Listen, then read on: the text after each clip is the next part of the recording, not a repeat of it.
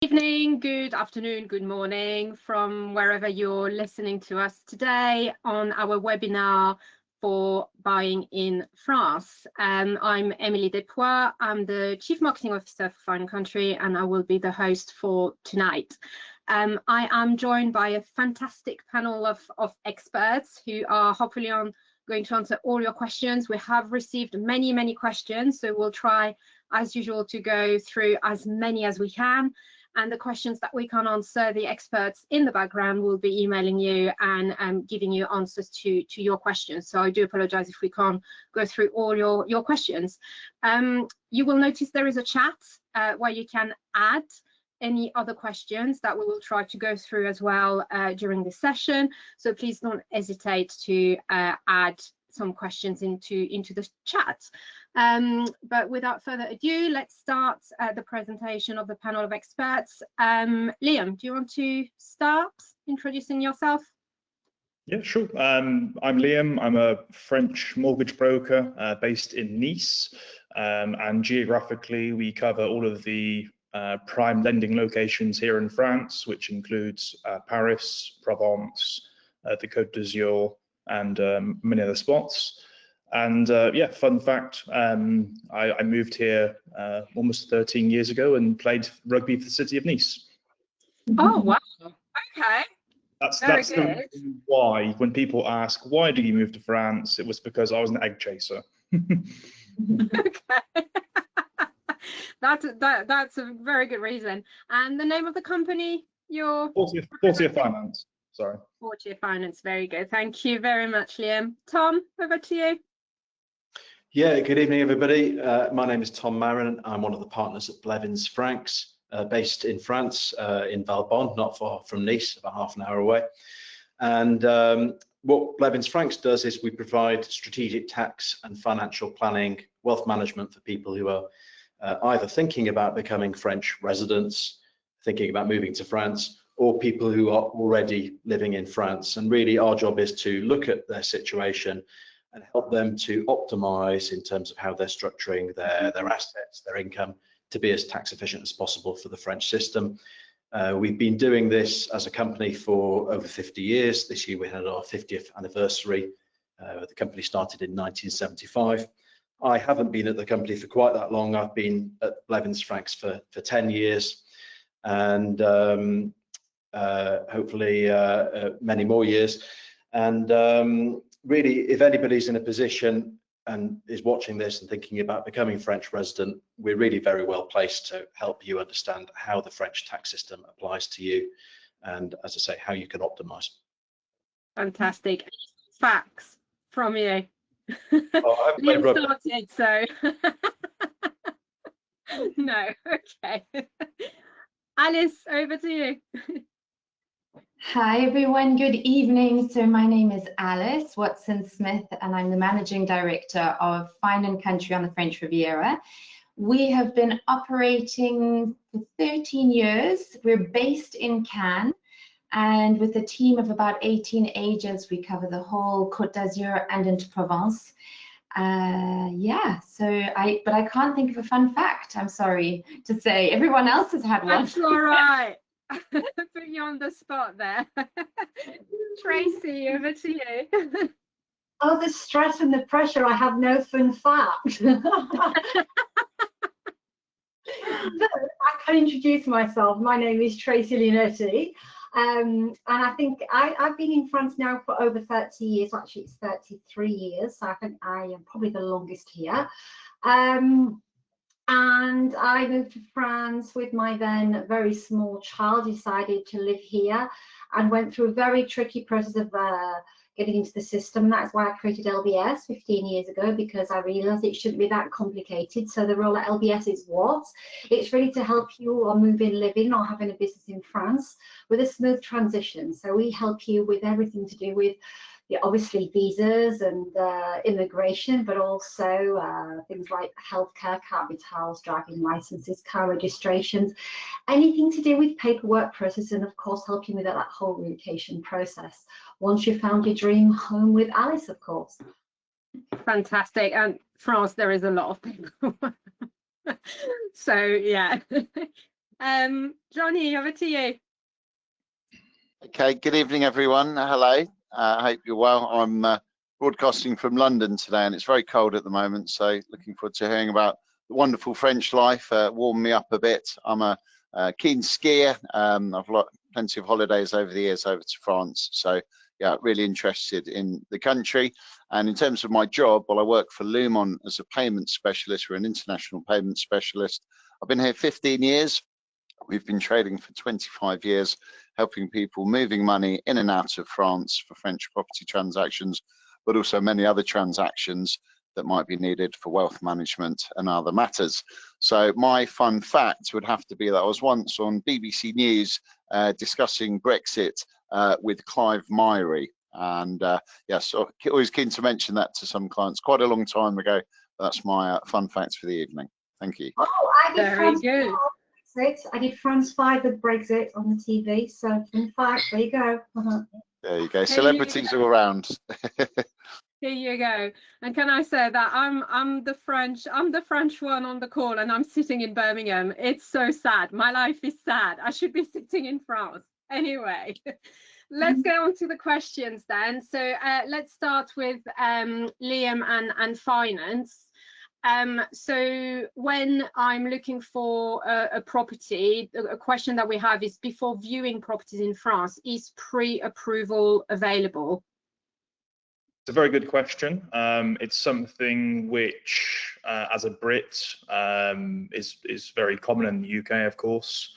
And in the UK, you can have a pre-approve up to 6 months. Here in France, it's not the same system. I mean, what we do is we encourage the agent to introduce the client as soon as possible to get a pre-qualified status from a broker, but not from a bank. So what we can do is we can give an attestation de financement to a client, which essentially can highlight their creditworthiness, their provenance of funds, and confirmation of their mortgage capacity. It's not a mortgage offer, but it's something which can be proudly presented to agents and notaires, because if they have a financial clause, it's important to show they've been vetted and qualified. But in short, from a legal point of view, it's not an offer, but it's a document which shows an independent third party has checked the dossier. And I mean, it's not the question, but my question would be, is it something that is compulsory when you're putting an offer to a property? No, it's not. It's not compulsory, but here in France, I've been doing mortgages for almost 10 years. And from what I've found, the best 10% of agents who find their clients the best deals, they're the ones who have the clients who are well prepared. Yeah, essentially, lots of sellers nowadays are very worried that the finance cannot be achieved as a non-resident buyer. So to have a third party, independent and regulated, give this qualification letter, it just shows, that they're in the right, the right ballpark of moving forward. Okay. And how long does it take to get that letter? It really depends, it's case by case. I mean, if it's we call it like a vanilla deal, like a salaried employee, straightforward tax returns, that can take 2 weeks. It's not a difficult calculation. For self-employed individuals, business owners, entrepreneurs, that requires a lot of due diligence from a broker, even before we go to a bank, to show their financial readiness, and that can take, again, 2 to 4 weeks. So lots of clients who may or may not have booked their flights yet to come to France and view properties, it's the perfect moment to get in touch, even before they land at Nice airport, to speak to the broker and just make sure their borrowing capacity and their financial planning is in good order. Okay, and is there a peremption date on that letter? I mean, it's difficult to say. I mean, I normally put 1 month on there because, of course, you can pre-qualify clients, and a month later they take a mortgage in the UK or the US. But it's essentially dated, and it's based upon the information provided. I mean, speaking to a mortgage broker, it's always in la bonne foi, good faith, that the information they provide to us is clear and accurate. Great. Anything to add, Alice, from an estate agency point of view to this? No, just to really back up what Liam said, and he's helped us so many times with clients doing exactly that, giving strength and foundation to the buyer's offer, because it's not a regulation or it's not required necessarily in France, but certainly for sellers, if they have that letter and that confirmation from a third party, it brings strength to the buyer's position, really, and therefore the offer process and the negotiation process. And as Liam said, to help get potentially better deals for the buyer, etc. So we've worked with Liam for many years, exactly in that way, and it's a huge help. Yeah, I mean, just giving a good example, and this is probably something Alice sees day to day, is, you know, a cash buyer may be able to negotiate a 10% price reduction. And somebody who puts a mortgage clause in, you know, the seller may say, oh, you know, there's a bit of risk on that. I may lose 3 or 4 months with this potential buyer. So again, having that letter it doesn't push you into that cash buyer position, but it gets you as close as possible to it. Yeah, fantastic. Thank you. Then upon signing an offer and it being accepted by the seller, how long is the process of obtaining a non-resident mortgage in France? Yeah, I mean, I think the fastest deal I've had from submission of file, which had adequate paperwork, to a mortgage approval was, I believe, 4 weeks. But then again, it's really case by case. If the borrower's buying in a personal name, there's a mandatory 10-day calling off period. So you could have a closing within 7 to 8 weeks by the time it's posted or DHL'd to the recipient and sent back to the bank and finalised. But to get an actual mortgage offer letter, which again is important for a notaire to read and also the agents, typically 4 weeks.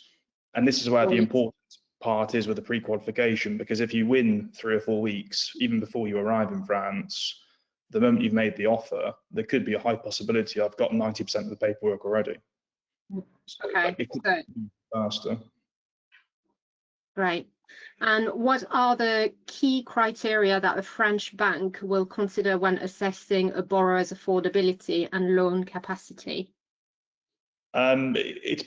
It's based, I mean, for a non-resident with a local retail bank, and even private banks nowadays, because they're getting tighter and tighter on lending, there's always the moyenne, you know, what's the average income the borrower can show on declared tax statements. So they look at tax returns straight away. You could have a business owner which has a very high and profitable business, but doesn't take a salary or dividend out for many years. From a French banking point of view, that would probably get rejected just because of the paperwork. But the thing they will focus on the most is the salary. You know, it's always the income against the debt. That then gives the endettement, the stress test, which here in France is very important. And then from that stress test, you can work out the mortgage capacity. One of the things that the banks look at as well is the home currency of the borrower. So it brings in Lumon quite well. So if it's a US-based client, they can take 10% off the borrower's income over the last 3 years because of potential currency fluctuations. If it's a UK-based buyer, exactly the same. And if it's a higher risk jurisdiction, which has, you know, high currency fluctuations, for example, a client based in Turkey, then it can be up to 30%. So again, having these conversations early on with a mortgage broker can set out the parameters. Just because on paper they may feel they're very credit worthy, but actually on the tick box exercise of a local French bank, it might not qualify, which is always difficult for a borrower to hear, because in their home country, as a resident, they would feel they're credit worthy. But as a non-resident here in France, the system is very different. Yeah, it's nothing to do with you, it's to do with the currency that you're buying with more. Yeah. Okay. And what's the maximum loan to value available with retail and private banks? Yeah, so with retail banks, again, it depends on the residency of the borrower. So for a sub €1 million mortgage for a British client, we can get up to 80–85% on a repayment basis. Likewise, on an interest-only basis, there's one mortgage product now whereby we can get up to 70% for a British client. I believe that's our target market on this call today, so it's probably best to mention that. And then with private banks, they typically are a good fit, let's say, for the larger acquisitions. And they have a different business model. So they finance the property up to 100% loan to valuation, subject to the valuation, of course. And then they require financial assets to be pledged on the account, which is essentially their equity in the deal or their relationship part of the deal. Now that can vary from 20% up to 50%. So, and private banks, if I go back to the risk assessment of the borrower, they typically are a good fit for entrepreneurs and business owners who may have, a self-employed status, company owners, because they're deemed, typically more tricky with French retail banks due to the variations and higher risk on the creditworthiness. Okay. There's lots and lots to go into, but that's a headline. Yeah. And we had a question actually that said, so someone said many borrowers anticipate fixed interest rates to drop in the short, medium future. Can I renegotiate the fixed rate during the tenor of loan facility? So it's a very good question, and it's something which happens, well, it's this question which pops up all the time. The short answer is yes. With some banks we work with, they have like a minimum period of like 2 to 5 years whereby the fixed rate has to remain the same. But then if, for example, the swap rate is reduced by 50 basis points, is a clause you can include, then you have the right to renegotiate. And it really is, it's a very vague clause put in the contract. It is binding, but it's very much based upon how that relationship goes with the bank and the borrower. But you do have the right to negotiate. Not all banks do it, so again, that's the value out of a broker, to make sure, based upon experience, it's the right clause and the right part of the contract. Okay.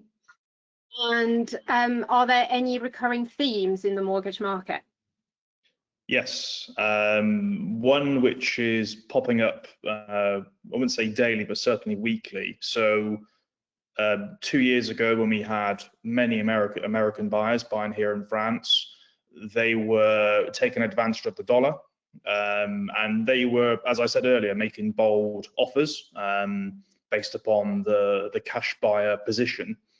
Now, in the US mortgage market, it's very easy to do an equity release. It's a very sophisticated mortgage market. Whereas here in France, one of the sad answers I have to provide to my potential clients is that here in France, if the mortgage value is below, or the property value is below 2 million euros in a non-prime or even prime location, the local French retail banks simply will not do post-financing. The reason why is because there's a 6-month rule here in France on post-financing, and under the Credit Consumer Act, it's a different type of mortgage. It's no longer a Crédit Immobilier, it's more of a regroupment of credits, or it's a post-financing of credit, and it's a higher risk product, and notably for Americans, the product doesn't exist. Okay. So one of the questions which happens is, can I do the equity release to then take advantage of the dollar? Because of course they can take money out now and move it back, and they've made 12% year on year just upon a currency fluctuation. And the unfortunate answer is no. So again, speaking to a broker on day one, to have the mortgage on the property, to give you the flexibility to pay down or simply have it, is very important. And many clients totally miss this point. Notaires don't inform them, agents don't know about it, and it can be a very costly position to be in. Okay. Thank you very much. Liam, so unfortunately Liam has a Christmas party to go to, which I gladly join. 2 minutes of your time, sorry. You can, no, you can stay with us as long as you like, but thank you so much for joining us tonight. So Jonathan, over to you, talking about currency fluctuation and how can people maybe protect themselves. So at what point, first question for you, at what point should I begin thinking about money transfers and exchange rates when looking to buy a property?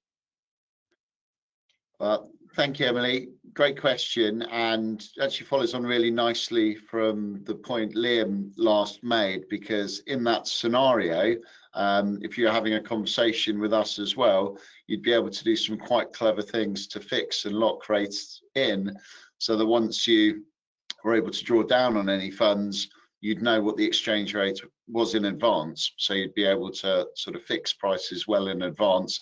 That's one of the many advantages, but say, just playing on from what Liam said, just really having that conversation quite early. Often I find some clients will leave a sort of detailed conversation with us, maybe until an offer is being accepted or the compromis is being signed. That can actually be too late. The compromis, by the way, is the initial sales contract for buying a French property.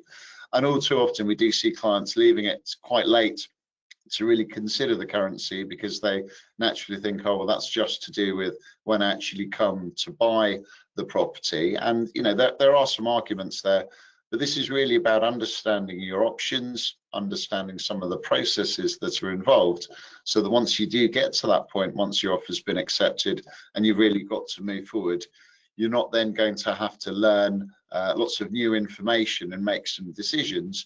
You can already have done some of that forward planning so that you can make a bit more of an informed choice.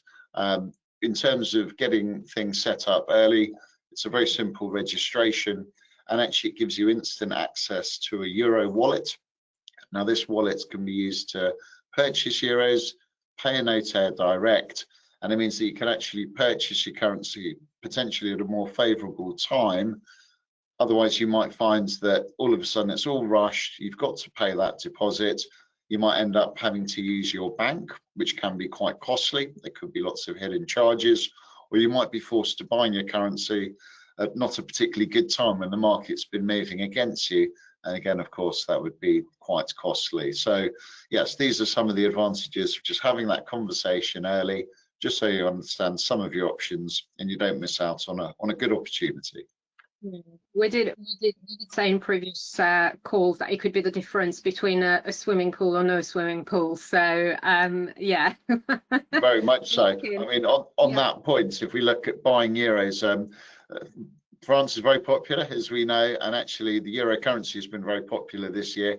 It's become a lot more expensive to buy euros. If you're talking about €1 million, it's about $130,000 more today than it would have been at the start of the year. If we're talking about €1 million with pounds, it's about £50,000, £60,000 more, because the euro has become more expensive.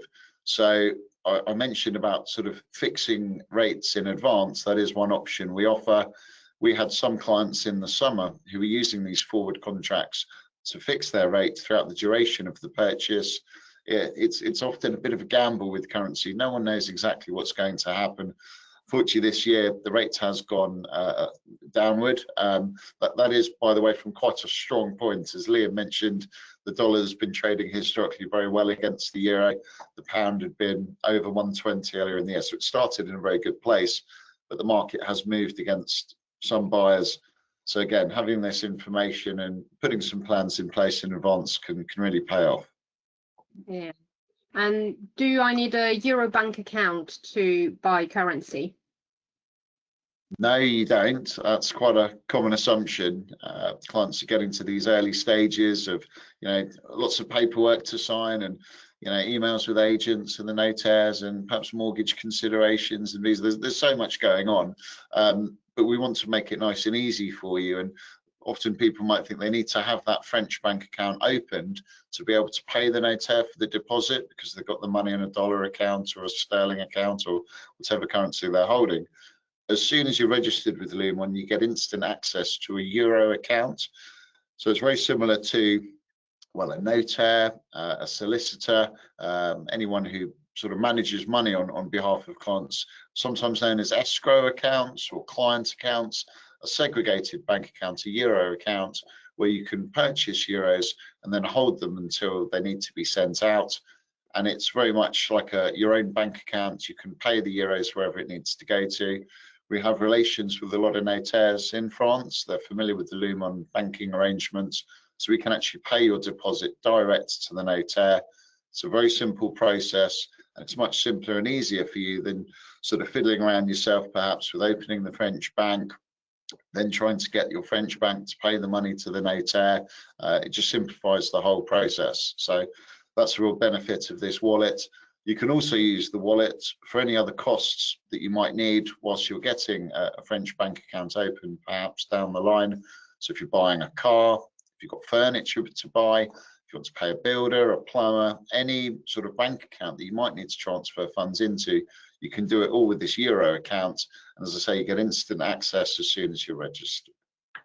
Fantastic. So yeah, it allows people to like take the time to find maybe the bank that they want to bank with, if they even want to bank in France and things like this. So that's great.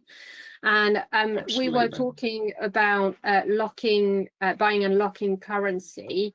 Do you have different contract options available for that? Yes, thank you, Emily. So I've touched on one already, and I'll start with that one. It's called the forward contract. So this is a arrangement to lock in a price on currency, but to pay for it in the future. A good example is if you think of a sofa or a kitchen. You see the adverts on TV, buy now, pay later. It's that type of arrangement. You lock in a rate on your currency now, you pay a deposit, anywhere from 5 to 10%, sometimes lower. It really depends on the currency, depends how far forward you're going. We can actually fix exchange rates for up to a year. So we just need to find out the amount of currency you want to buy, how far in the future you want to go, and then we can get a price for you. But essentially you pay a deposit, let's call it that 5%. You've then got, say if we're looking at a French property, we're talking a good 3 months from the compromis de vente, the initial contract for purchase. You're going to the acte de vente, usually a 3-month window. So you'd be able to fix your rate in advance.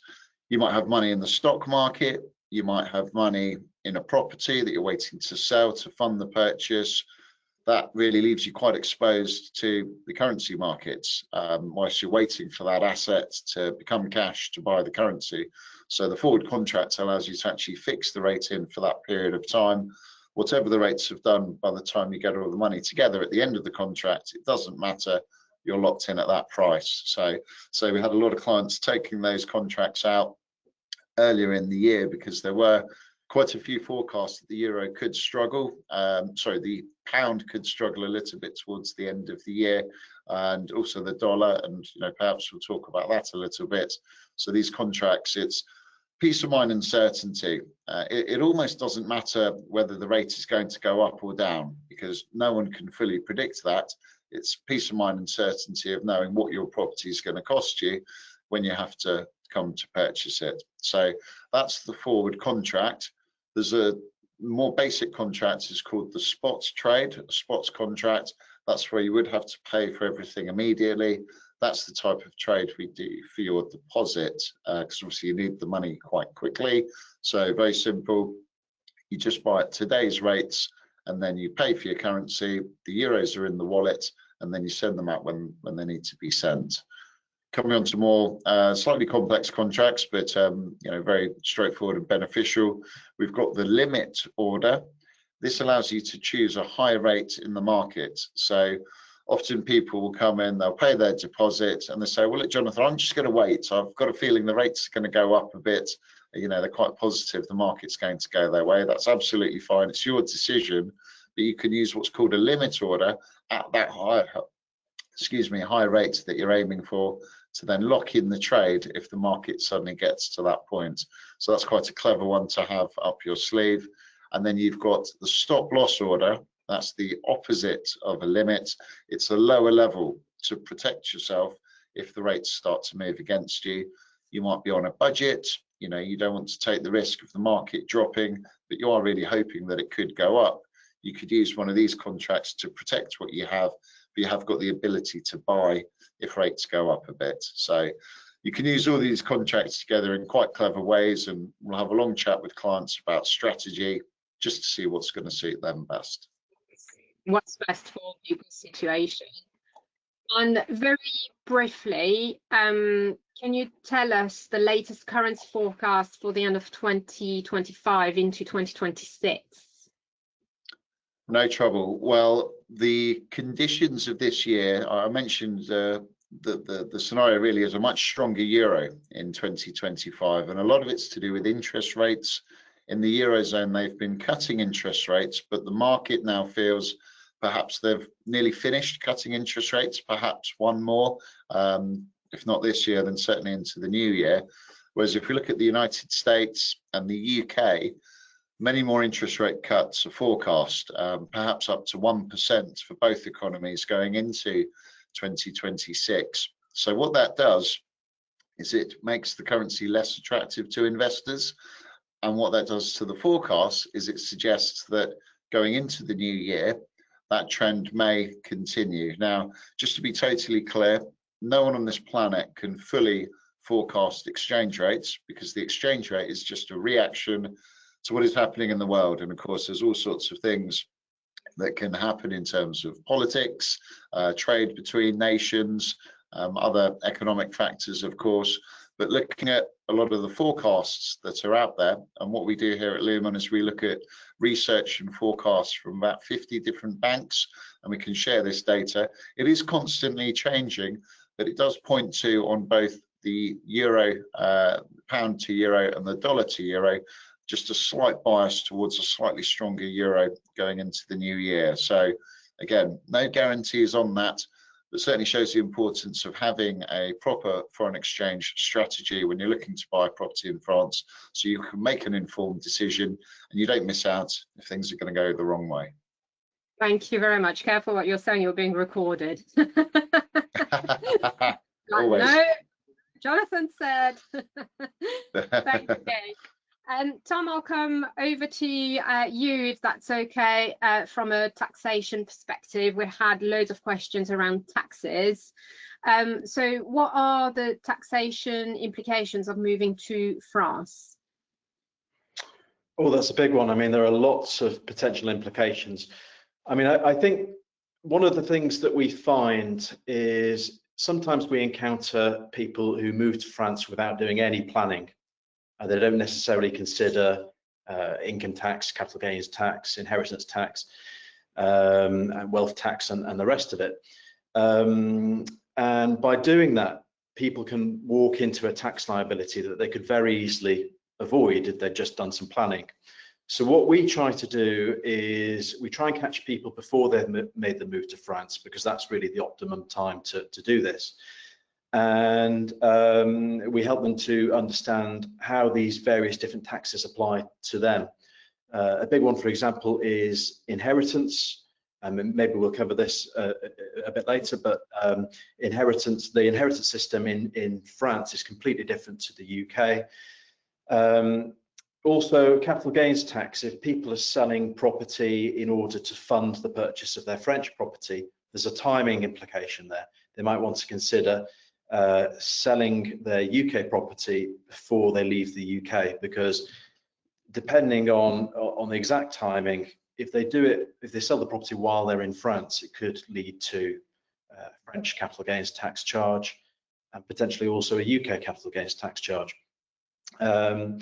So that's another thing to consider. Then you've got, in France, we have a wealth tax that applies in some situations to property. It depends on the value of property that you own. So we discuss with people how to mitigate against that. You know, again, depending on the situation, it can be possible to avoid that wealth tax. But the good news is that the French tax system, as long as you do things in the right way and in the right order, it can actually be quite favorable. I mean, as I said before, it is very different to the French system is very different to the UK system. But if you do the planning right, and particularly if you organize things in the right way and get the timing right, the French tax system can often be more favorable than the UK system. So we get a lot of people that we speak to are quite surprised about that, because they have this notion that if they move to France, they're going to be paying a lot of taxes. And I think that can be true. It's particularly true for people who are working in France, as you know, some of us on this call will be able to attest to. But in terms of people who are retiring to France, or moving to France but retaining their business interests and their work interests in the UK, it's usually quite a favourable system. But one of the things that we do is we look at this in every individual case, because no two cases will be the same, and we can help people understand how the French tax system is going to apply to them and their particular assets and their income. Yeah, it was a big question, because as you say, it all depends on the person and their personal circumstances, so answering this type of question can be quite difficult. I was on a webinar, on another webinar to move to another country, and they were saying how important timing wise, not just selling whilst you're in the UK, but also in terms of tax year, because they said depending on what you do and when, you could potentially be taxed in both countries. Is it the same for France? Yeah, it can be. Yeah, and I mean, yeah, timing is hugely important. We have a lot of people that approach us that they've got not just property, but they'll have various different investments in the UK. And again, if you just move to France without doing any planning on those investments, then you'll walk into a tax liability. Whereas if you do the planning beforehand and do the restructuring while you're still a UK resident, potentially the tax could be zero. So timing is very important. And when people, when our clients are assessing whether they want to become French tax resident, we're ideally placed to be able to help them, because we're essentially impartial, because we operate in both the UK and France, so we can really look at their situation and give them an impartial view as to whether it is a good idea, first of all, for them to become French resident, and then secondly, what's the best way to do it. But I mean, you're absolutely right. Timing is a major part of that. And even once somebody has moved to France, there are still timing considerations when it comes to their asset planning. So as I said, we'll come to, so we had that question about inheritance tax in France, and the question was, what's the level of inheritance tax when you're in France? Okay, yeah, well, I think there's two things to consider when it comes to inheritance. I mean, as I mentioned before, the inheritance tax system, or the succession tax system in France, as it's called here, is completely different to the UK. But what France also has is a system of forced heirship. So in the UK, we have testamentary freedom. You can leave your assets to whomever you wish. That's not necessarily the same in France. So if you have children, biological children, then they are considered to be your protected heirs. And it means that if you've got one child, they're automatically entitled to inherit 50% of your estate. 2 children get 2/3, 3 or more children get 3/4 by default. And that can be disadvantageous for the surviving spouse. So this is one of the areas that we look at. So once you've considered the forced heirship rules, and by the way, it is possible to circumvent those forced heirship rules in some situations. But once you've looked at that, then the other thing to consider is tax, which I think is what the question was really getting at. So in the UK, you might be familiar with there's one flat rate of inheritance tax, which is 40%. You have your tax-free allowance, and then beyond that, your beneficiaries are paying 40%. In France, the tax rate depends on who is inheriting and what their relationship is to the deceased, and also the amounts that they're receiving. So, for example, the rate of tax for children in the direct line it goes from between 5% to 45%, depending on the amount. On the other hand, the rate of succession tax for stepchildren, or anybody who is not a spouse and is not a blood relative of the deceased, the rate is basically 60%. I mean, there's a very small tax-free allowance, but it's a flat 60%. So, and that's where people often, fall fall foul of the rules or maybe misunderstand the rules is because they don't necessarily pick up on that. So that's an area that we do a lot of planning with, and as long as you are using the right structure, there is the potential to completely avoid succession tax. It depends on the amount of beneficiaries, the number of beneficiaries and the amount that you're leaving to each beneficiary, but it can be done, and so it really just depends on a case-by-case basis. So someone asked specifically for a property. So if I own a property in France and I'm a UK citizen or UK resident or a foreigner, that property will fall under French inheritance laws and not my country of origin. Okay. Yeah, that's correct. Any French situated property is always going to be taxed in France, and then depending, if somebody's still a UK resident, might also be taxed in the UK as well. But fortunately, you have the double taxation treaty that means you don't necessarily pay tax twice, but you could end up paying a higher rate in either country. Yeah, fun fact, I tell my mum all the time she can't remove me from the will, so here we go.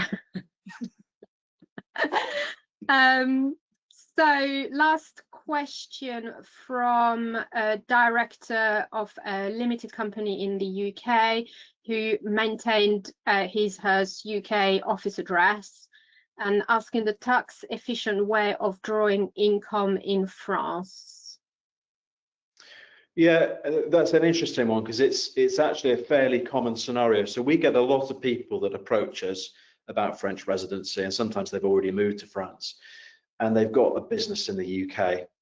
And it can actually be quite favourable, because as long as you are legitimately carrying out that activity in the UK, you're not doing that activity in France, you're entitled to something called a worker's S1.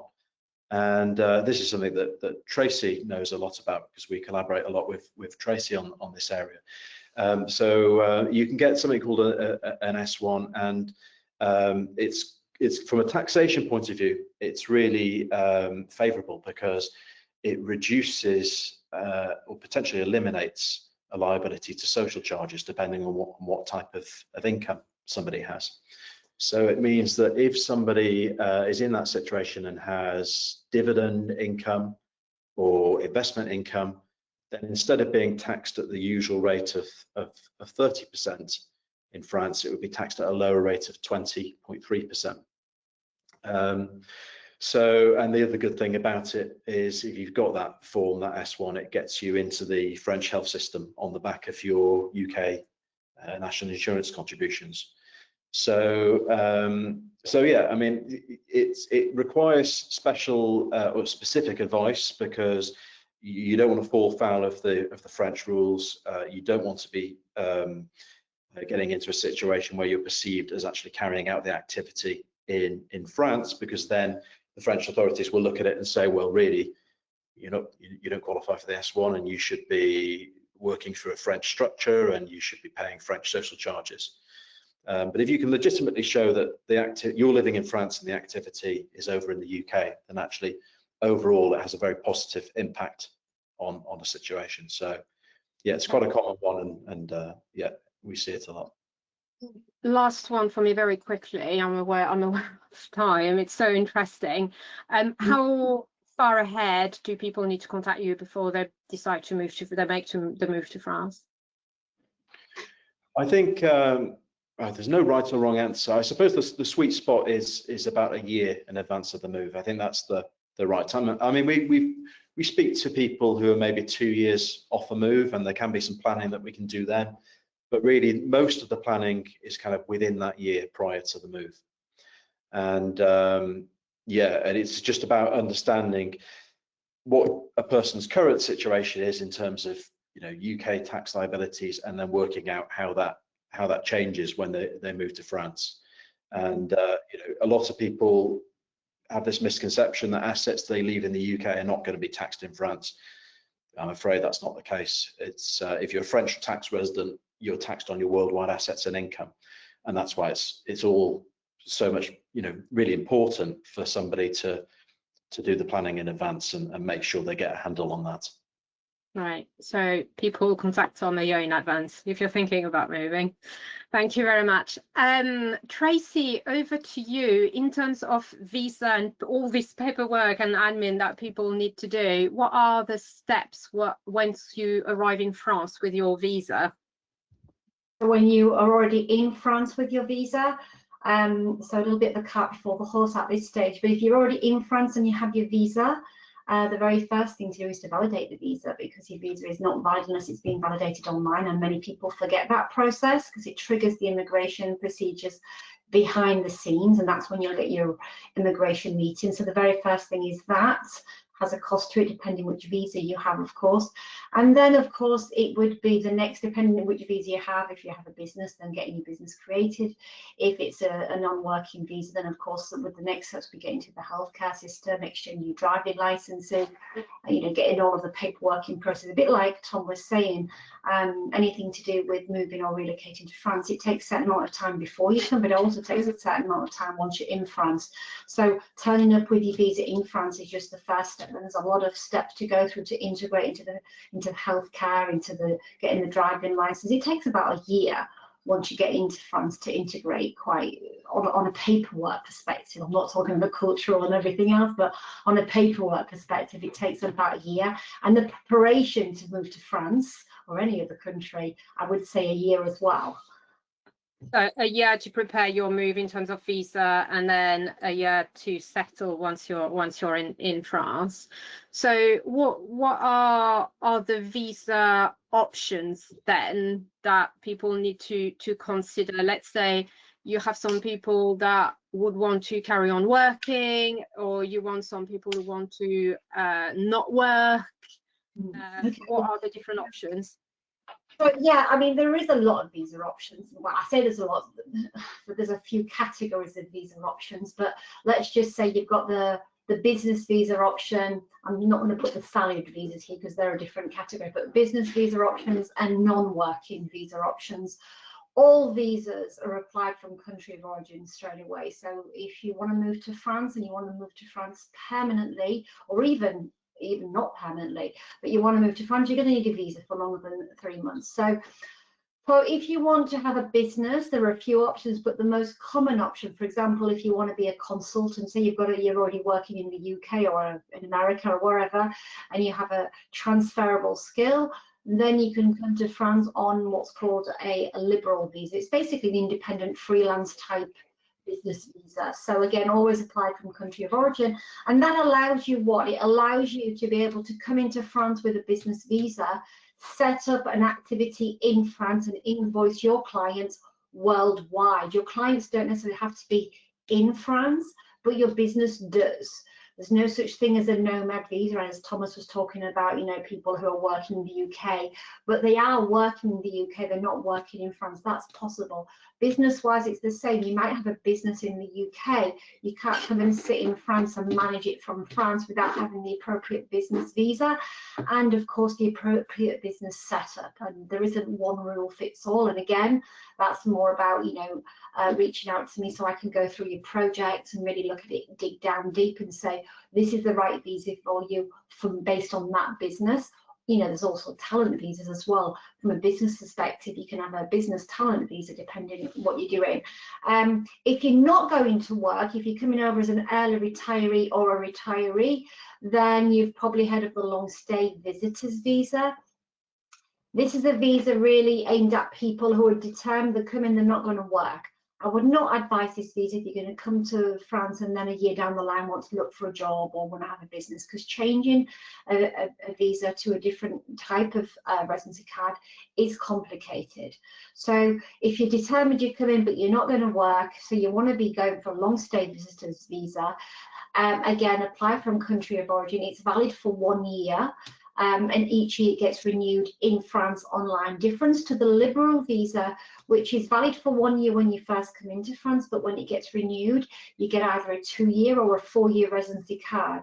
So obviously, because it's a business visa and you show certain documents at the renewal stage to show that you have an effective business and you have money coming in through that business, depending on what your file looks like, they'll either give you a 2-year or a 4-year. On a non-working visa, because you're not working and because you're not contributing from a financial perspective, then they're going to give you a 1-year renewable visa in France. And so once you're in France, you renew it every year, 4 months before expiry. And I insist on the 4 months because it's really, really complicated if you get it late. And you can do that year, and normally from year 6 renewal, you can request a longer stay residency card. It's completely at discretion of the prefecture whether they'll give that to you, because you are a retiree or a retired person. So that's the 2 main categories, kind of an independent business visa option for those that've got those transferable skills and want to continue working in France remotely for all the clients worldwide, or you've got the non-working visa, of course. And there was a question about, if I become a permanent resident of France, do I get access to French healthcare, and what will I pay? So anybody who comes to France as a resident, whatever visa you're on, if it's a long stay visa, all get access to the French healthcare system. You may need a private healthcare to come into France with your visa, especially the retirees, unless you've got an S1.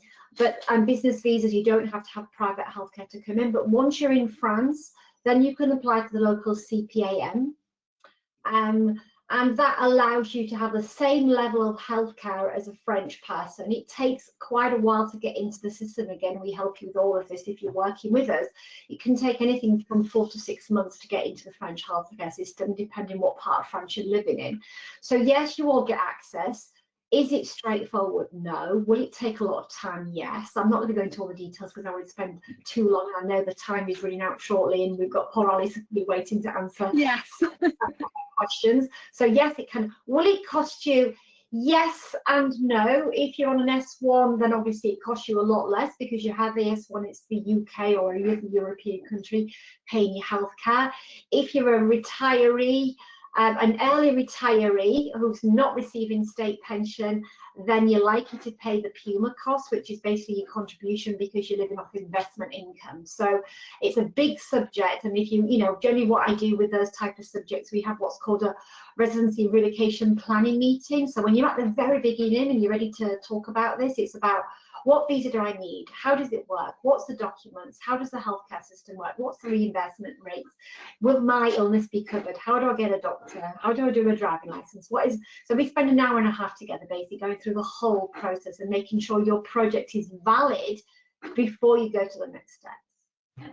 Fantastic. Thank you so much. And may I say that everybody will receive the contact details of all the experts, because I think the theme is, please contact your expert and ask them as many questions as possible so that you're ready to move. But let's go on to Alice now, and the fun bit of finding the property of your dreams and looking at all these beautiful properties. Alice, I'm sure some people have watched some of our webinars already, but we've got new people joining as well. Could you tell us how long does a purchase take from offer to completion, and what are the key steps involved in that process? Sure. It is a 3-month process on average. It can sometimes go through slightly quicker, but normally 3 months and sometimes slightly longer. It starts with the agreed offer. That then goes to the notary. It takes probably about 2 weeks to get a preliminary sales agreement ready for signature by both parties, which is in France known as a compromis de vente or a promesse de vente. The buyer then benefits from 10 days cooling off period during which they can actually pull out of the agreement. The seller does not have the same opportunity to do so. He is engaged.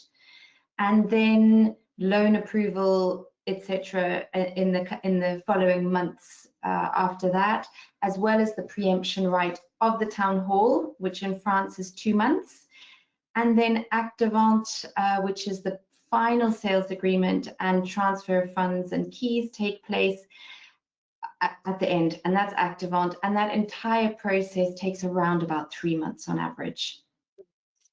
And what are the additional costs that a buyer should budget beyond the property the price of the property? So the buyer in France pays what is globally called the notary fees. They're not all the fees to the notary. The notary fees, for want of a better description, includes the taxes, the registration fees, and they are around about 7.5% on top of purchase price. So while real estate agent fees are included in the purchase price and generally paid for by the seller, the notary fees are paid above purchase price around about 7.5%. Okay, 7.5% on top of the purchase price. And are the taxes different from regions to regions? So the notary fees are not, they're standardized, government standardized. However, the annual taxes that one pays as a property owner in France, which include taxe foncière and taxe d'habitation. So that's the land tax and then as what is now a secondary homes tax. They do in fact differ from commune to commune and are, yeah, really they can differ quite a lot in fact. I mean, just simply between Cannes where I am and Grasse, which is in the hills about 30 to 40 minutes above Cannes, the land tax is at least double in Grasse as what it is in Cannes. So it's really dependent on your local commune and as to what the taxes are. Then, of course, your other annual taxes, if there's wealth tax, for example, which Tom mentioned earlier, which can be mitigated, but if you are paying wealth tax, impôt sur la fortune, for example, of course, that does not change. So any government taxes don't change, but local taxes and land taxes can vary. Okay. And you mentioned the hills and by the sea, and so how do prices differ between all these areas, between coastal villages, the hills?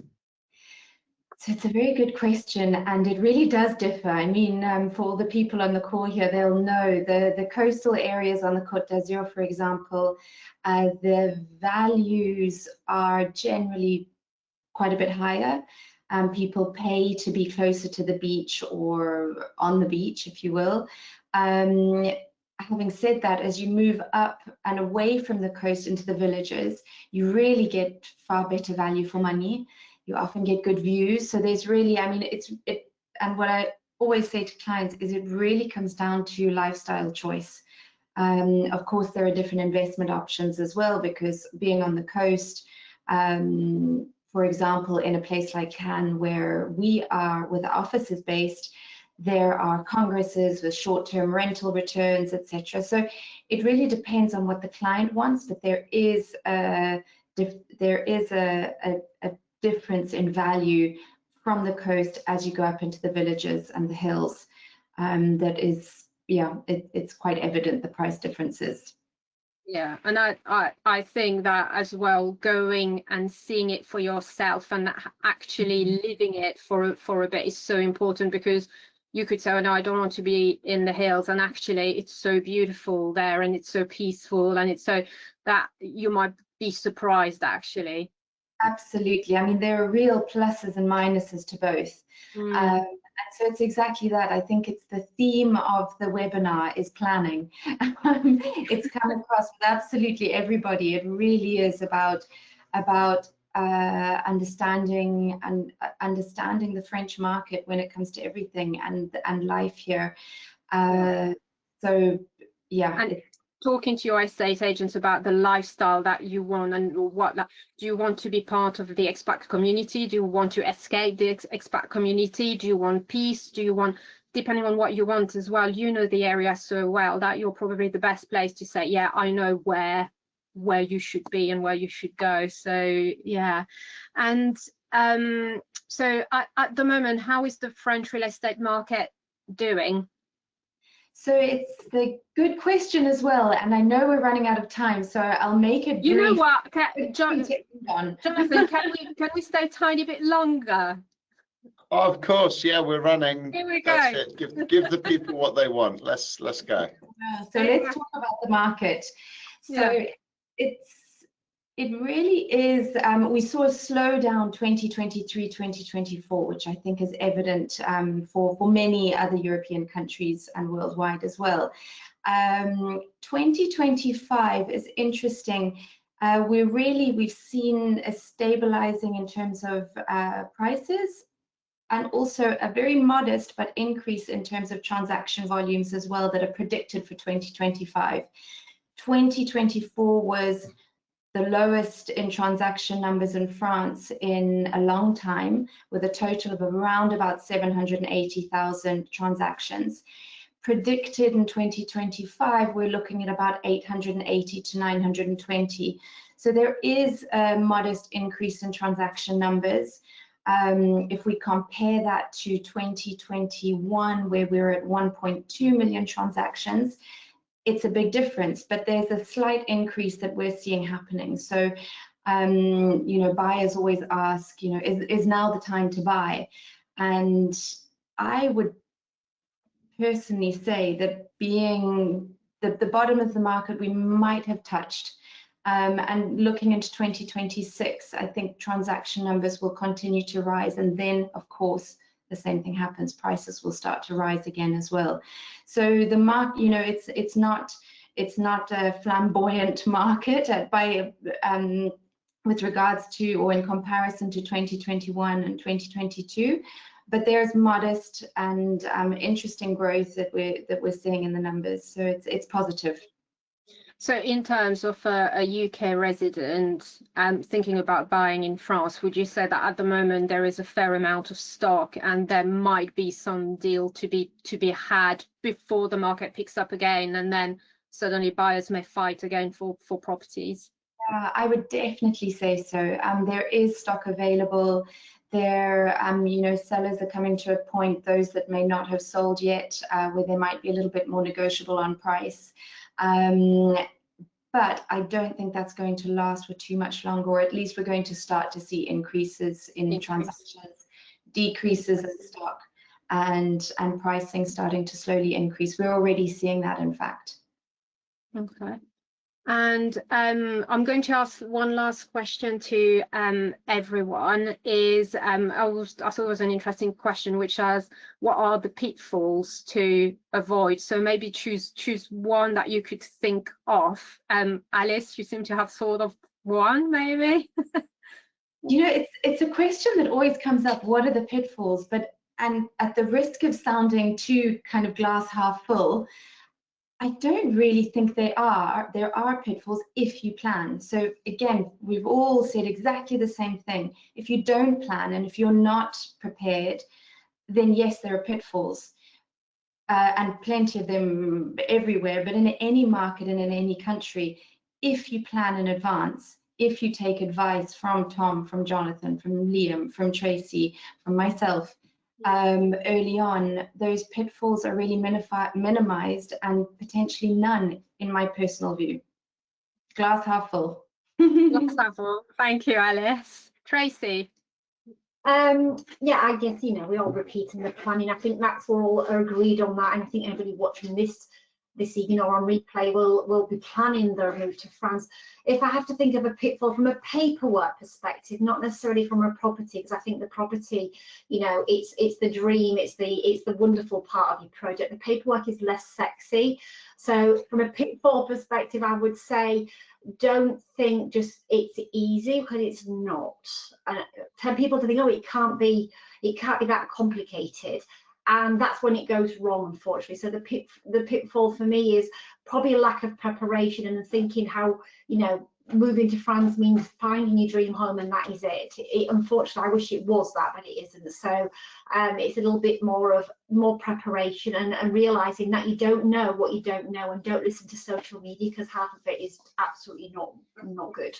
The forums don't have all of the information, and that you need, it's extremely generic and doesn't relate to everybody's situation. So yeah, forums be careful of, because you might listen to something that actually is more complicated than your situation, or you know, you might put it out of context for me. So forums are a big no-no. In the end, it's your hard-earned money and you want to protect it and make sure you're doing the right thing, so talk to the specialist. Tom.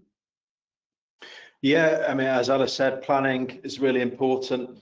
I think, I don't know if it's necessarily a pitfall, but you know, one of the things we see is people not really, you know, they don't learn French. It definitely pays to learn French, I think, if you move into France, at least at some level, so you can communicate and get by.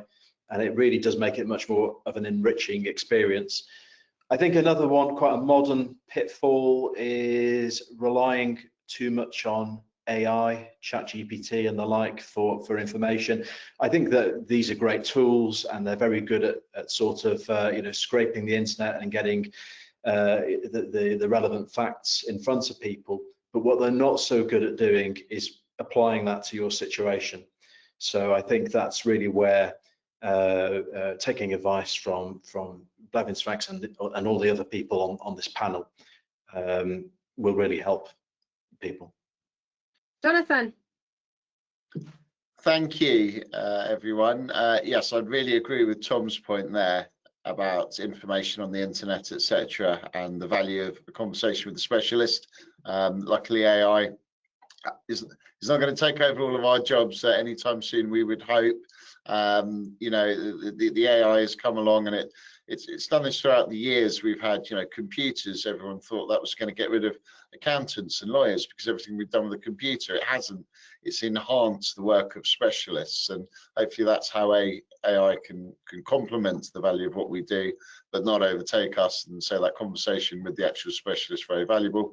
I'd say pitfall is, from an exchange rate point of view, assuming rates are going to go up. Not everyone does this, but a lot of people come into this and think, I'm just going to wait for the rate to go up. And it sounds so simple and so straightforward.